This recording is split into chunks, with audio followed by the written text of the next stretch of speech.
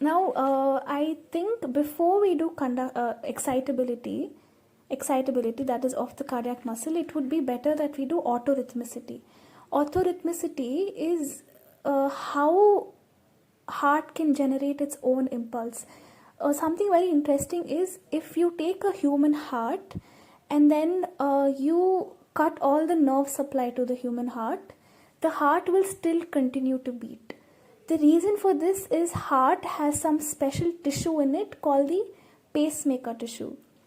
These pacemaker tissue consists of some specialized nodal cells that are able to generate an action potential all by itself, which is very interesting, like how a cell can generate its own action potential. So that's what we're going to learn about autorhythmicity. Okay, so first things first, the pacemaker tissues of the heart are basically the sinoatrial node, the AVN node, atrioventricular node, the bundle of His, and the Purkinje fibers. These are the four pacemaker tissues of the heart. Now, the pacemaker tissues made up of nodal cells, they have an unstable resting membrane potential. They do not have a stable resting membrane potential like how our nerve and other muscle fibers have, like minus 90 or minus 70. They have an unstable resting membrane potential. Now, how is this cell, the nodal cell, able to generate its own action potential? Now, imagine there's a cell. This is a nodal cell.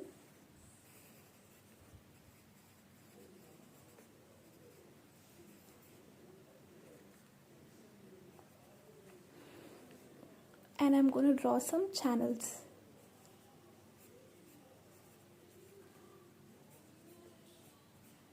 Okay, now assume the resting membrane potential. It's not a stable resting membrane potential, but assume the resting membrane potential of this nodal cell is minus 60 millivolts.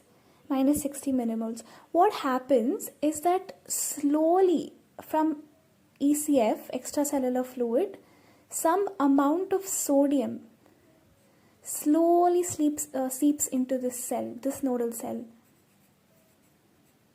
Slowly.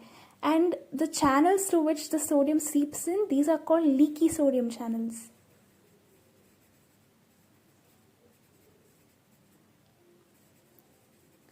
And this happens very spontaneously, okay? So slowly sodium is moving into the cell.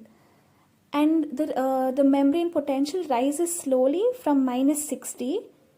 It slowly rises up to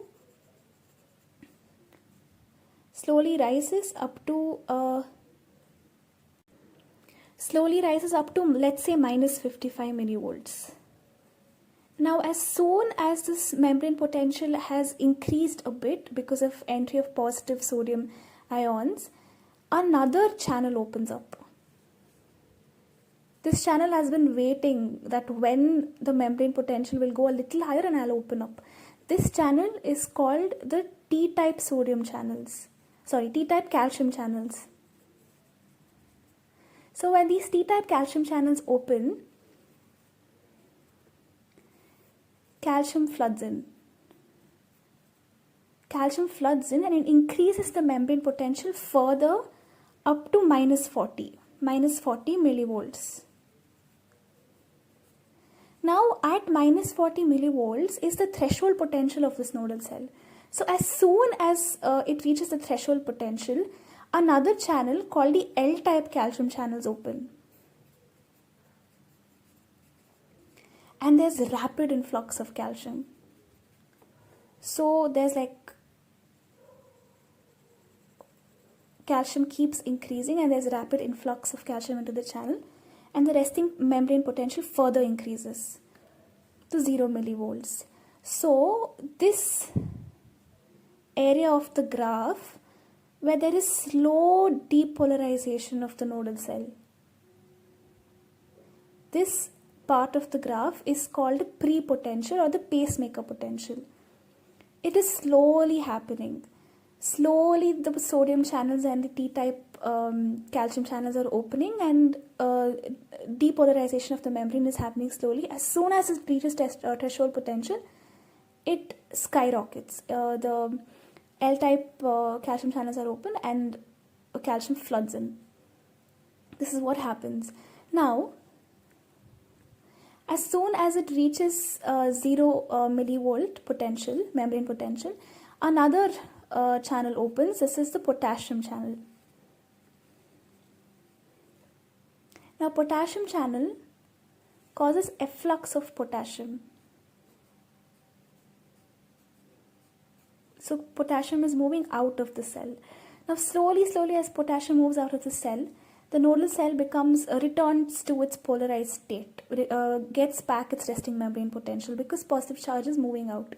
So from 0 millivolts, it slowly regains back its resting membrane potential. You see that red line, that is the resting membrane potential. I mean, that's the repolarization phase of the nodal cell.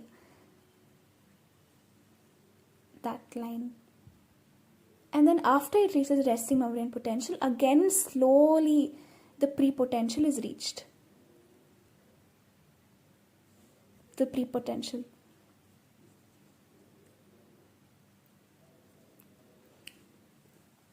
Now, slow spontaneous depolarization between action potentials is called prepotentials or pacemaker potentials. So slow spontaneous depolarization between action potentials. There would be another graph here similar. So that is called as prepotential or pacemaker potential.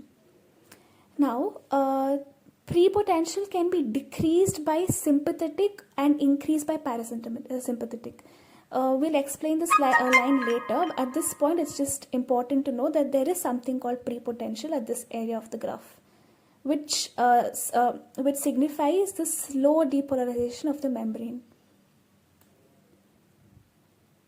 It just has to go from minus 50 to minus 40, while this has to go from minus 90 to minus 40. So this is reached faster. So the sinoarterial node generates about 1 action potential in 0.8 seconds. So that would be 75 beats per minute. Because it can reach a threshold excitation much faster than the other pacemaker tissues, it is called as the pacemaker of the heart. Now let's assume there is a failure of this pacemaker, that sinoatrial node. The next pacemaker tissue, that is the atrioventricular node, will take the responsibility of creating the beats of the heart, creating the sinus rhythm of the heart. So in failure of SA node, AVN takes over with 40 to 60 beats per minute, or Purkinje fibers can maintain a sinus rhythm with 15 to 40 beats per minute. This is not healthy. It does not meet the body requirements, so that's why we have artificial pacemakers given to these patients.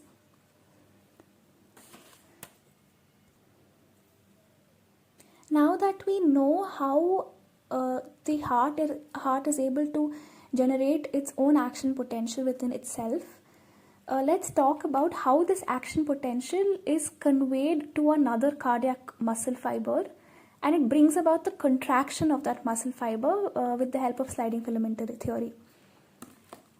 Okay, now this whole thing is basically what happens inside a cardiac muscle when it receives the action potential from the pacemaker cells.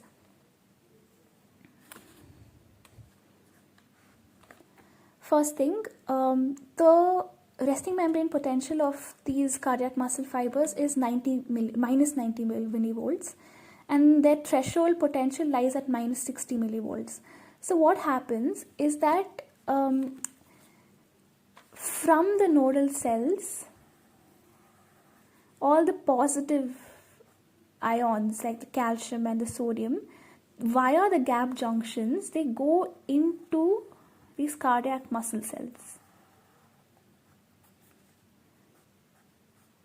As soon as this is happening, there is slow depolarization. So it increases up to some extent, it increases the membrane potential, and then as soon as there is a little increase in the membrane potential, some channels open up. Those are the sodium channels. The sodium channels and the L-type calcium channels. So there is rapid influx of sodium and calcium. And then there is a spike.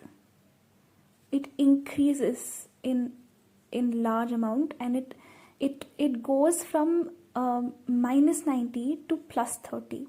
Now how this is happening is, like we know, there is slow increase, and then as soon as this increase in membrane potential reaches about to minus 60, there is opening of the sodium channels. So sodium is coming in, sodium is rushing in. So at minus 60, the sodium channels are opening, and there is a rapid influx of sodium, and it increases the membrane potential to minus 40 and minus 30. When it is at minus 40 and minus 13, another type of channels open, and these are the L-type calcium channels that we talked about here. So these two channels open together, and they cause a rapid increase in the membrane potential to plus 30 millivolts. So what is happening? First, positive ions from the nodal cells are going into the muscle fibers, and they're causing a slight increase in the membrane potential from minus 90 to minus 60. As soon as it reaches minus 60, the sodium channels are opening, and there's rapid influx of sodium, which increases the membrane potential to minus 40. At minus 40, L-type calcium channels are opening, and there is rapid increase to plus 40 millivolts. Okay, that's what's happened here. And the time for which it takes to completely depolarize this muscle fibers is just 2 milliseconds. This whole thing happens in 2 milliseconds. Next, this rapid depolarization is named as phase 0. So here is phase 0. Rapid depolarization occurs in 2 milliseconds. Opening of sodium channels at membrane potential minus 60, it is short-lived. Opening of L-type calcium channels at membrane potential minus 30 to minus 40. And then what happens at this point, as soon as they reach plus 30 millivolts, at plus 30 millivolts, another type of channel opens. This channel is called the potassium channels. At plus 30 millivolts, the potassium channels open, and there's efflux of potassium.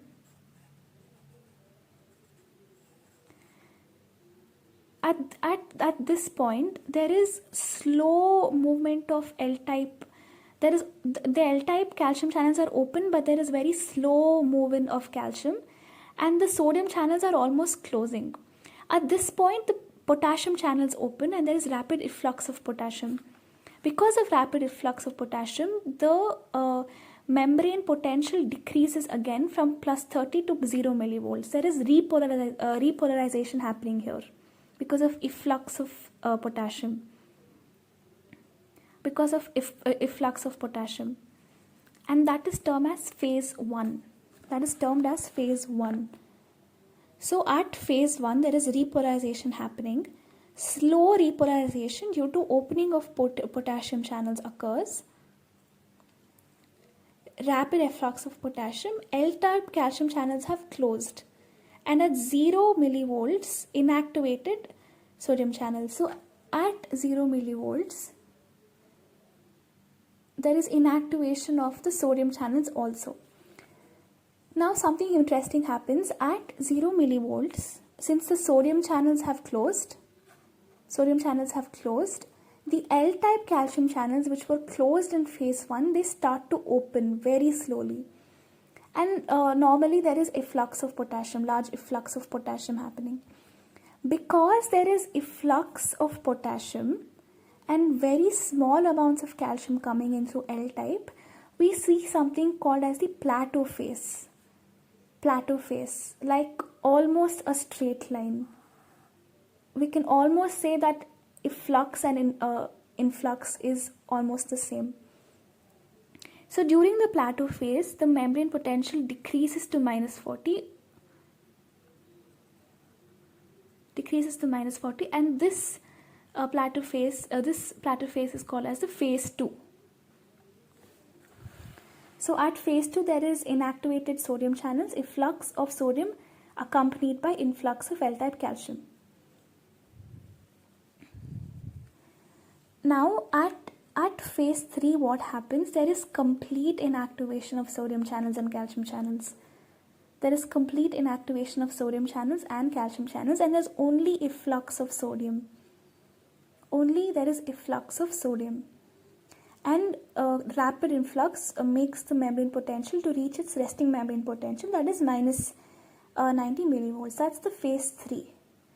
Now at phase 4, to maintain the ionic concentration of sodium and potassium, the sodium-potassium pump is active at this stage.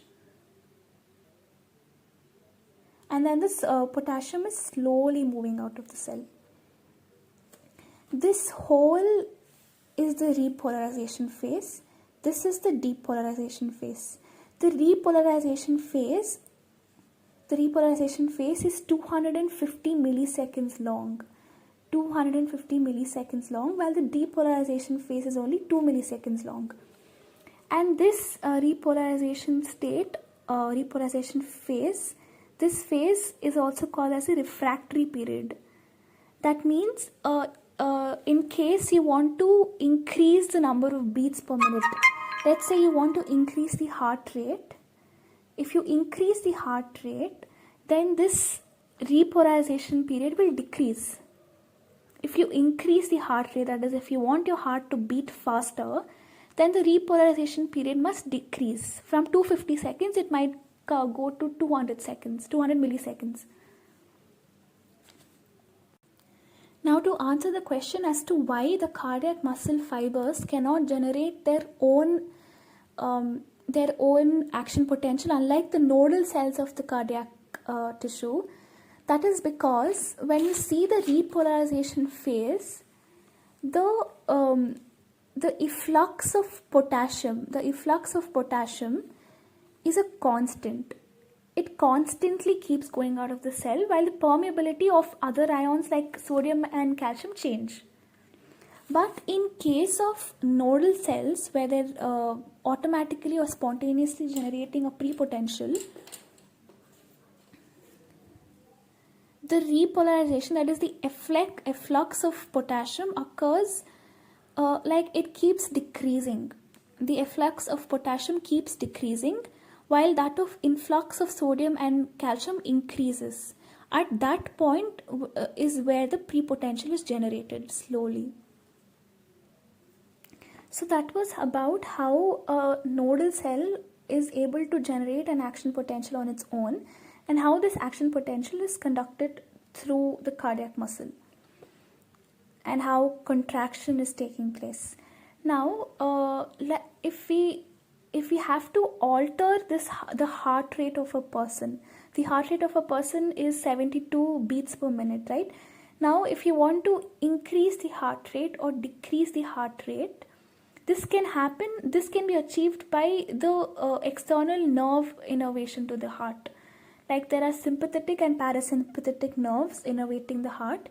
Through that, you can alter the heart rate or the sinus rhythm. That is the extrinsic alteration of the sinus rhythm.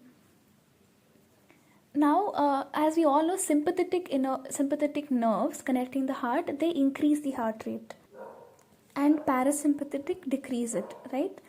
So, the sympathetic nervous system can increase the heart rate either by acting on the nodal cell or by acting on the contractile cell, that is our muscle fibers.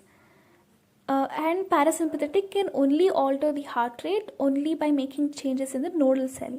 Now, how this happens, let's see that. First thing, this is a nodal cell, okay? This whole thing is a nodal cell.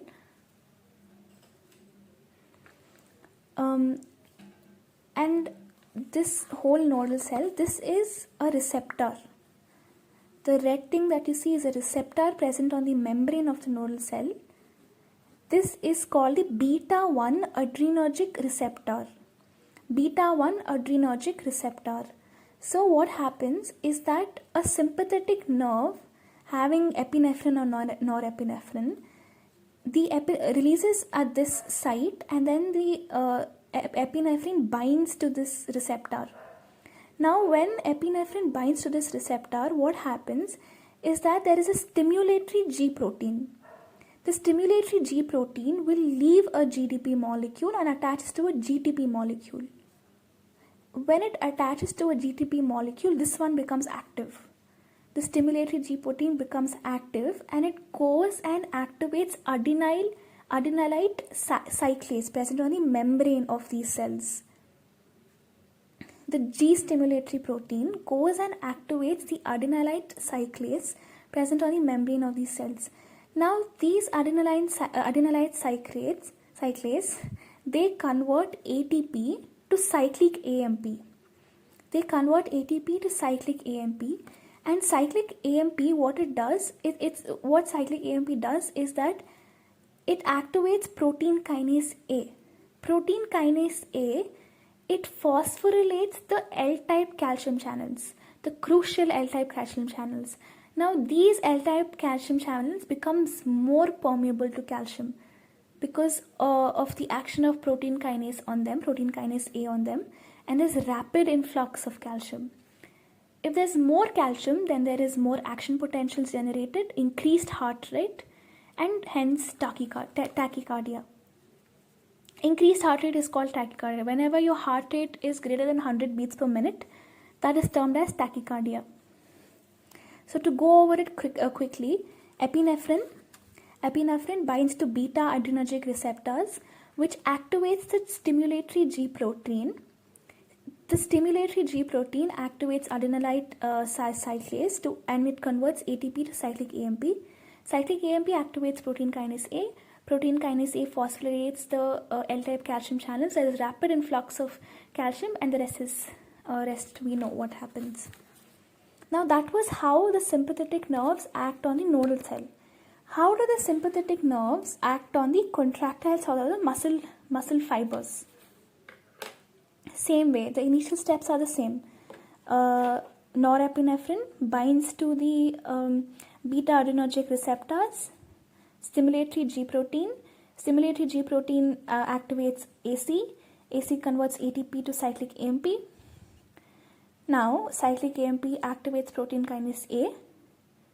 Protein kinase A in the contractile cell does two things. Firstly, what it does is that it goes to sarcoplasmic reticulum, the storehouse of calcium. It goes to sarcoplasmic reticulum, and what it does is that it activates some channels called as phospholambane. It activates phospholambane channels, and this causes sucking of calcium into the sarcoplasmic reticulum. So there is more calcium now in sarcoplasmic reticulum.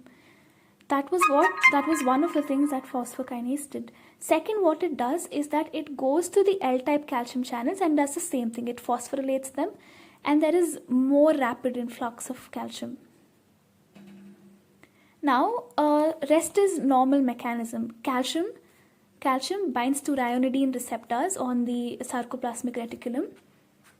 When that happens, there is release of calcium from the sarcoplasmic reticulum, and that binds to actin myosin, troponin C of actin myosin, and it causes contraction of the muscle.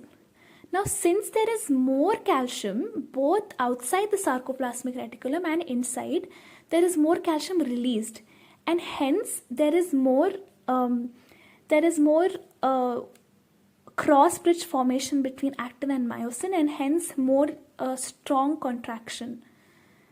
And so if there's more strong contraction, there is more heart pumping. More heart pumping means more stroke volume. More stroke volume means more cardiac output. That's what the sympathetic nervous system does on the contractile cell. So those were some things how to increase the heart rate and strength of contraction. That's by sympathetic stimulation. Next, another way of increasing the heart rate is by increased body heat. Now, increased body heat means increased metabolism in your body.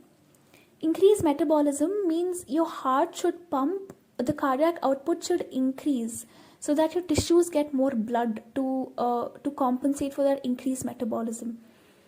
Now, the T3, I mean the thyroid hormones have the same action, that is, they increase the basal metabolic rate and they also increase the heart rate. Now, what essentially is happening is when your body heat increases, there is more permeability to calcium, and more calcium enters, and the rest mechanism is the same. The rest of the mechanism is same. Let's say there is increased extracellular calcium. Even increased extracellular calcium means that there will be more influx of calcium ions into the nodal cells or the muscle fibers, and hence more contraction or more heart rate is generated. A higher heart rate is generated. If there is more, if there is more calcium in the ECF, what happens is that the heart gets less time to relax, because the next action potential is generated very soon. The repolarization phase of the heart is decreased because there is more calcium and there is more number of action potential generated. That's called as calcium rigor. What are the ways in which we could decrease the heart rate? Decrease the heart rate and decrease the strength of the muscle contraction. Decreased heart rate below 60 beats per minute is called bradycardia. Now, the heart rate can be decreased. One of the methods to decrease the heart rate is the parasympathetic innervation. Like the same way like sympathetic innervation, there are some receptors on the membranes of nodal cells called the muscarinic type 2 receptors. And the vagus nerve or the parasympathetic nerve, they innervate this and then they release acetylcholine. Acetylcholine binds to these receptors. When they bind to these receptors, the G inhibitory protein is made up of 3 parts: alpha, beta, gamma. Alpha, beta and gamma. Now, when this receptor activates the G inhibitory protein, the beta and gamma part are separated, and what they do is that they activate the potassium channels. When they activate the potassium channels, there is rapid efflux of potassium. Rapid efflux of potassium and hyperpolarization occurs inside the cell. When there's hyperpolarization inside the cell, the heart rate decreases. I mean, it becomes difficult to generate an action potential because the cell is in hyperpolarized state. Now, the alpha part also has a function. The alpha part, it goes and inhibits adenylate cyclase. When it inhibits AC, cyclic AMP is not formed. When cyclic AMP is not formed, protein kinase A levels are dropped. When protein kinase levels are dropped, then there is no more permeability of L-type calcium channels and calcium decreases. If calcium decreases, then heart rate decreases and hence bradycardia. That's one way how parasympathetic action works. Another way to decrease the heart rate would be to decrease the body heat. I mean, if in case where the body heat is decreased, that works exactly opposite to how increased body heat increases heart rate. Another interesting interesting way to decrease the heart rate would be to increase the potassium in the extracellular fluid. Whenever there is an increase in potassium in the extracellular fluid, that is called as hyperkalemia. Hyperkalemia. Now, to explain this, under normal physiological conditions, this is the cell, this is the extracellular fluid. Inside the cell, normally the potassium is high, sodium is low. In the ECF, the sodium is high, potassium is low. Now, in hyperkalemia, when the potassium increases greater than in the cell, then the conditions are reversed. The potassium becomes high outside and this potassium becomes low inside. Because both sodium and potassium are low in the cell becomes hyperpolarized. Because even the positive potassium is less.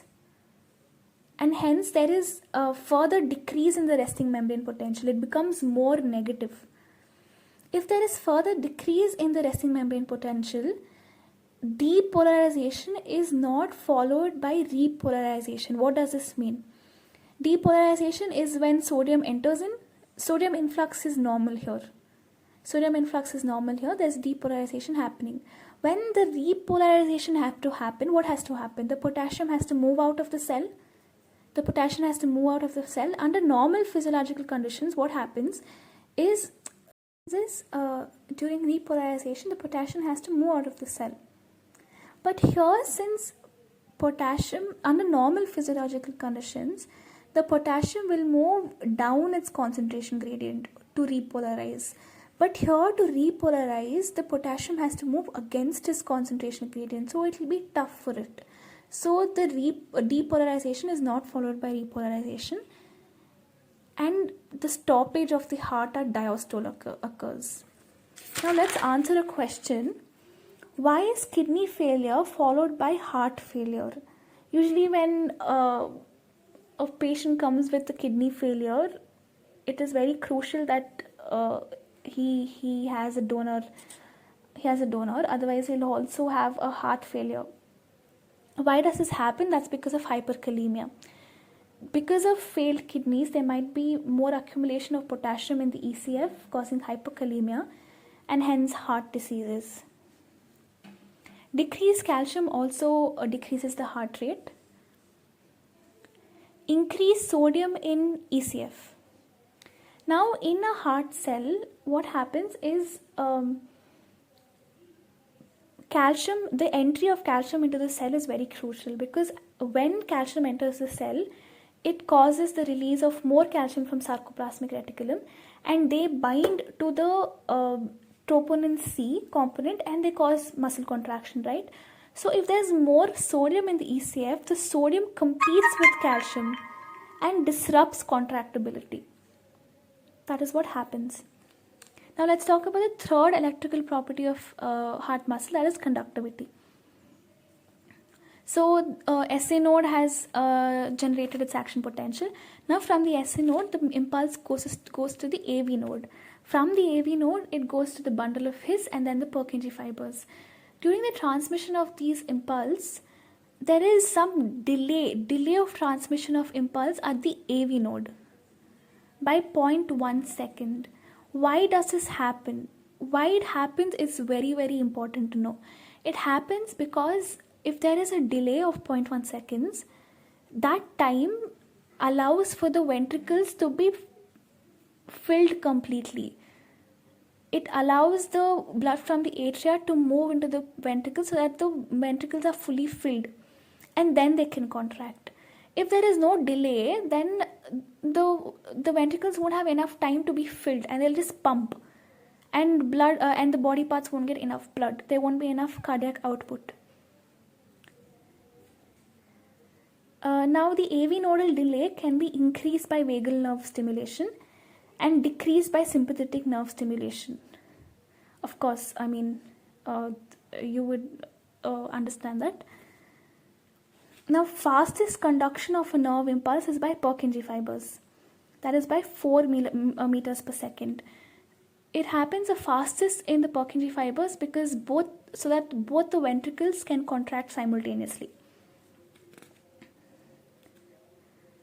The reason why the impulse goes so slowly in AV node and so fast in Purkinje fibers is because of physics. Now AV node, the fibers of AV node are smaller in diameter. if they are smaller in diameter, they will give more resistance to the flow of impulse or current. Because there is more resistance, they'll take more time for transmission. And opposite to that, the Purkinje fibers are thicker, and hence they give less resistance for the passage of impulse, and hence faster conduction. We have completed cardiac muscle. Thank you for watching.